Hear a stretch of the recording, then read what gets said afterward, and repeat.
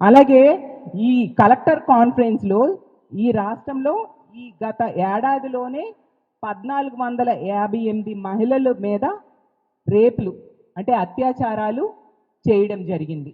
అలాగే వేధించబడిన మహిళలు 5035 మంది మహిళలకు వేధించడం జరిగింది.